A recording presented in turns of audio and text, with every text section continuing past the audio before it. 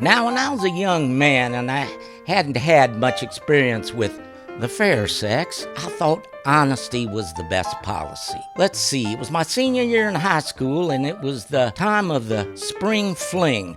It was one of these dances where the girls get all gussied up and the boys wear tuxedos. Oh, I mean, those are the ugliest clothes I ever wore. Well, except the orange jumpsuit that I wore when I was in jail for a brief period of time, but that's another story. Anyhow, my girlfriend, little Sally, she was a little on the plump side. That is to say that she and the Playtex Living Girdle had a really tight relationship. And she calls me up and wants me to come to her house so that I can view the gown that she's going to be wearing to the dance. So I go over to her house, and I'm sitting on the couch, which is all covered with plastic because their big old dog is incontinent. And I hear the rustle, and I look up, and she's coming down the stairs, and it's painful. I mean, she's just moving, and it's real tight. And I look up, and she's got all these things on this dress, and it's all turned around and around with all these buttons and bows and all kinds of things, and it's all wrapped up, and she can hardly walk, and she looks like, well, she looked like Boris Karloff in The Mummy, frankly. And she comes downstairs, and she tries to turn around and give me the full view, and then she asks the question that women should never ask men, and men should never answer. Does this make me look fat? Now, remember, I was still being pretty honest by that time. I didn't have much experience. I was kind of tongue-tied like one of them Boy Scout knots or something. And I looked at her and said, no, no more than anything else does.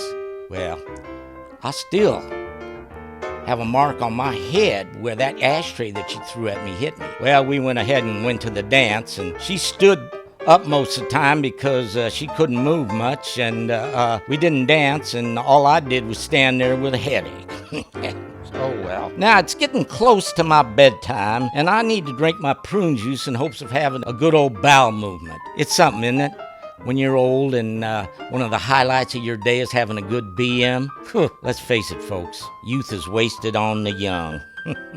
But before I go, I want to give you a little bit of advice. Now, this advice is mostly for the men out there, but I think the women can take a little bit of this as well. Now, when I was a young man in college, my friends and I used to sit around in the dorm room complaining about not getting any. Are you getting any? No, man, I'm not getting any. Are you getting it? No, I'm not getting it. Just Rosie and the Five Fingers, that's all I'm getting. It dawned on me later that the reason that we weren't getting any was because we weren't given any. I mean, sex wasn't like, wham, bam, thank you, ma'am, let's go to sleep. Now, when you are with a woman and you're asking her to give you the most wonderful gift that she can give you, it's about giving. Now, what you got to do to make sure that she knows how special she is and that wonderful gift that she's given you, and that she has 2 or 3 of them orgasms or more. That's what you got to do. And if you do that, you'll have more sex than you can shake a stick at, and she'll probably make that special meatloaf more and more often. Take it from the old man. Been there and done that. And remember, if you can't reach the stars, jump.